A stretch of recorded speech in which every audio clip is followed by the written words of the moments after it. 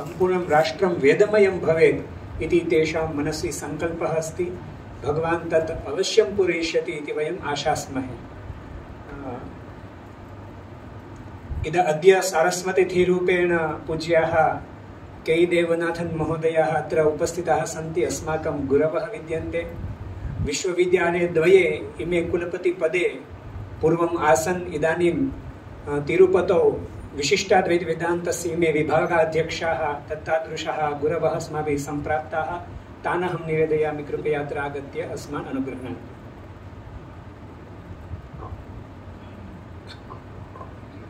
समस्त जननीं वन्दे चैतन्यस्तुल्यदायिनीं श्रेयसीं श्रीनिवासस्य करुणाविवरूपिणीं। परमसम्मान्याः अस्माकं स्वामिपादाः स्वामिनारायणसम्प्रदायस्य मूर्धन्याः आचार्याः सोमनाथ संस्कृतविश्वविद्यालयस्य कुलपतयः मित्रवराः श्रीमन्तः आचार्याः सुकान्तसेनापतिमहाभागाः तथैव अस्माकं परममित्राणि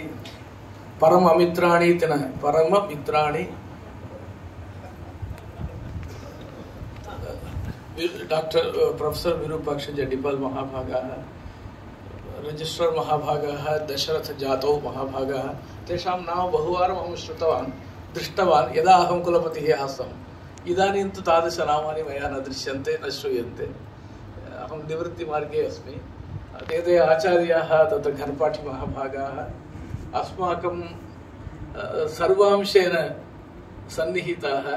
अटलेन कुर्वन्तु। सर्वांशेन सन्निहिताः रामप्रिय महाभागाः, अन्ये च परमपूज्याः तत्र विद्यमानाः वेदाध्ययन सम्पन्नाः गुरुचरणाः।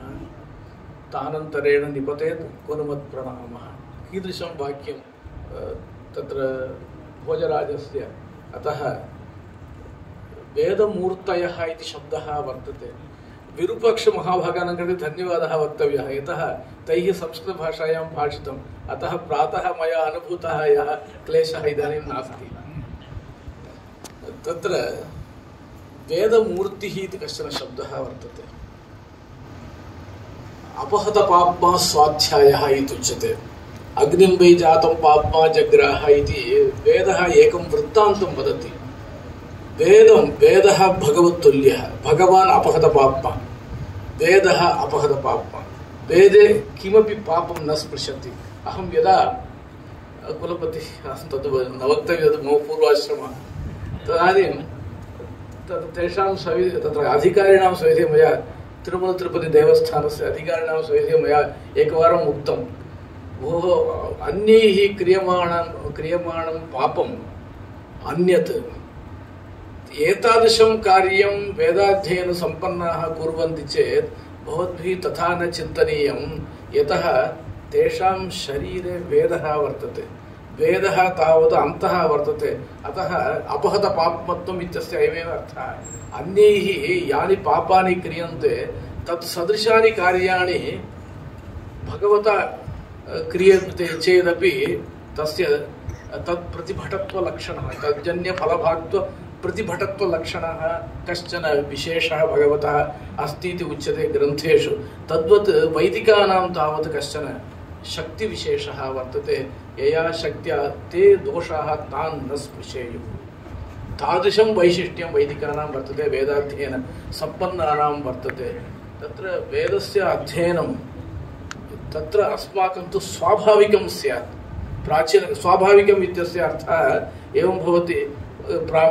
तत्र 5 वर्षाणि जातानि, 5मे ब्रह्मवत्सकामस्य, 7मे आषोडशात् ब्राह्मणस्य अपतिता सावित्री तस्ति, गर्भाष्टमे 8मे वाब्धे उपनयनादिर्नियमः, एतत् सर्वं तु गौतमधर्मसूत्रम्।